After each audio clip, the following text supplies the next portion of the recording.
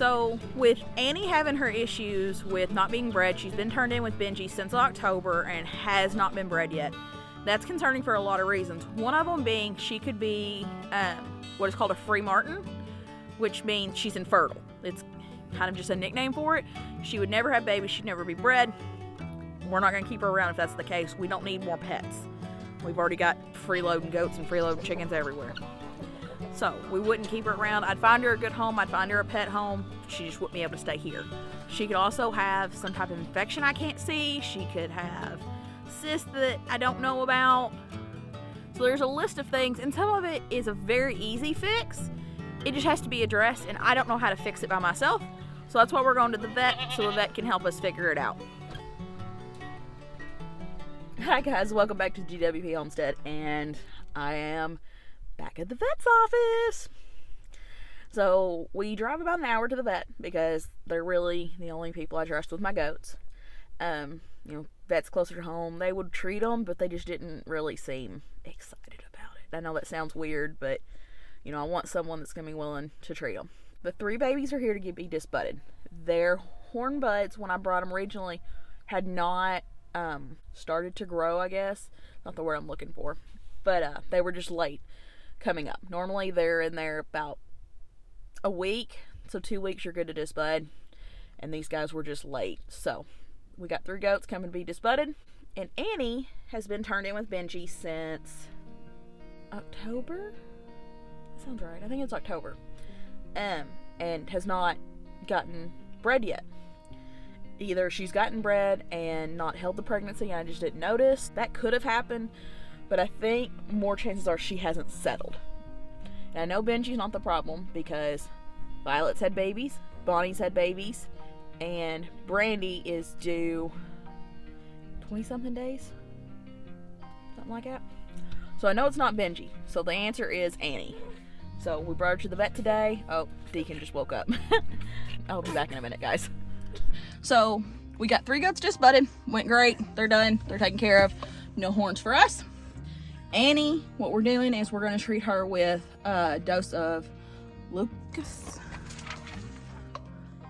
leukocyte, and then we also did a dose of antibiotics to maybe treat for chlamydia, got a bunch of other stuff. I don't even know. But it's stuff we can't see, and it's the easiest thing to treat it and see it's not going to hurt her. So we treated for that. She's going to cycle again 2 to 3 days, and then she should have another heat cycle in 21 to 28 days. Fingers crossed. He said it could also be a cyst.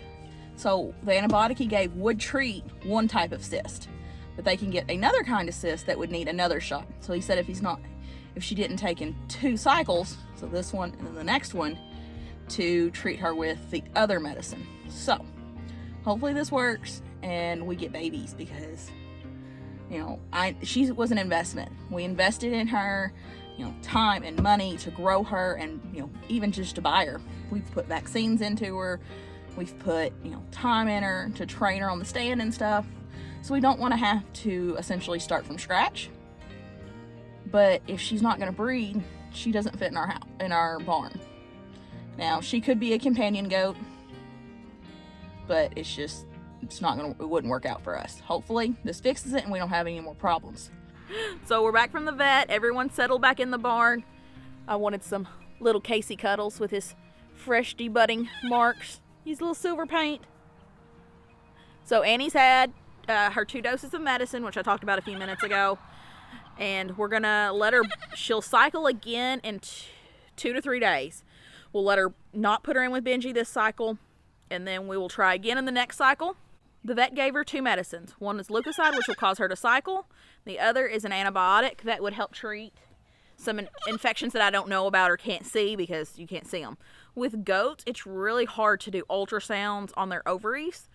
It's also hard to flush them, where you would go in and clean out their uterus and make sure nothing's going on in there, because you have to sedate them for all that. And so we're going to try the cheapest, simplest stuff to start. And so that involves 2 injections, and that was leukocyte and an antibiotic. It could be cyst. So goats get 2 types of cyst. One of the medicines she got today would take care of one kind of cyst, and if it doesn't treat it, then it could be another type of cyst, and we can try that medicine next to see if that helps it or fixes it. I don't want to give up on her. I'm willing to put some money in to fix her because she would make us more money than if we sold her and started from scratch, because we've already invested stuff in her. So we need to try to fix her versus starting from scratch again. With all that squared away, now I got to talk about some not fun stuff. So Violet kitted triplets back about a month ago. And we had 2 bucklings. That was Kayce and Rip, and then little Jolene, our only doeling born this year so far. Come on, Brandy Carlisle. The goat. So Jolene had been having some issues for a while. I didn't think it was a big deal at first, but she just never was really thriving. She wasn't gaining weight like the boys, and because of the way Violet mothers, she doesn't just, it's not a free-for-all. You have to nurse when she pretty much allows you to. So the smaller goats tend to get pushed off. So going forward with Violet, I think any triplet she has, we're going to pull, or anything over a triplet, we're going to pull and just leave her with twins. It's not a big deal. I can bottle feed them. I've done it before. We'll make sure they get colostrum, so they'll stay on there 1 or 2 days, and then we'll pull around day 3 or 4. With that being said, Jolene got pushed off. She wouldn't transition to a bottle. She just wouldn't take it. So I was putting Violet on the stand 2-3 times a day, letting her nurse, and she would nurse. She had energy. She was doing good. And then she started scouring. And that's just kind of a fancy word for she had diarrhea. So I'm pushing electrolytes in her when she's nursing. She's still nursing on the milk stand. She's probably nursing here and there in the stall as well. And I'm giving her Pepto-Bismol once a day. I'm doing electrolytes. I'm doing probiotic paste. I'm doing everything I can. And she's just not recovering. And we ended up losing her Friday night. There was a lot of issues going on. But hypothermia is what eventually got her. The barn is not too cold. Everyone else was fine. It's because she was so sick and having so many other issues, she just failed to thrive. She never started gaining weight. She never got that really goat hoppy energy after she got pushed off Violet. So it sucks. It really sucks. Not happy about it at all, because it was my only doeling and I was going to keep her this year. So come on, Brandy Carlisle, give us some doelings. But, if you have livestock, you have livestock problems. And sometimes those problems mean your cows get out and are missing for 5 days. And sometimes your problems are your goat's sick, and despite everything you do, you can't fix it and you can't save it. There was nothing I could have done different. I did everything I possibly could.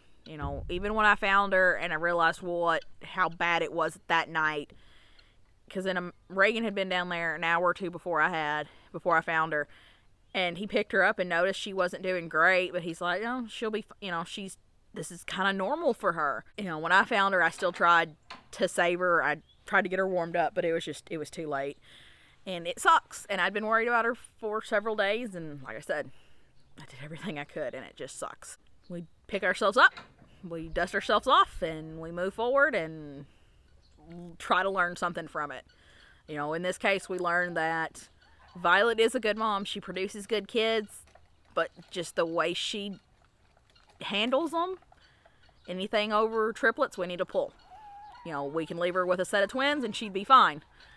And it's not uncommon. When although goat triplets are common, it doesn't mean they can raise up triplets. So, it is what it is, but we're going to move forward. We got Brandy Carlisle the goat to look forward to. She's due April 26th. 23rd. Oh. My bad. It's April 23rd. He keeps up with dates, not me. I don't do dates. Everything is in his phone, not mine. As bad as this, they're my animals. This is my thing, but he keeps up with dates, and he has all their vaccine dates and all that stuff saved for me too, because I just don't do good with that stuff. So be looking forward to that. Be sure to subscribe so y'all can see that. If y'all have any questions, ask them in the comments, and I'll answer them to the best of my abilities of what I can handle and know how to do. And let's fingers crossed that the simple fix fixes what's going on with Annie, and we can get her bred to have babies. So if she gets bred in this next cycle, which fingers crossed she does, we'd have fallish babies. And then hopefully we can breed our 2 yearlings soon. We're watching their weights because you really want to wait till Nigerians are around a year old and 40 pounds. So that's where we're headed. That's where we're trying to get. Mini Pearl and Calamity are both 20, almost 30 pounds. So we're getting there. Hopefully the green grass is going to help them push them over the edge, and then we'll be there. And so we'll definitely have some babies out of them beginning of next year. May end up holding off and doing a spring breeding with them too. But that's all I got for y'all guys. We'll see you on the next video. I'm Megan from the GWP Homestead. Bye.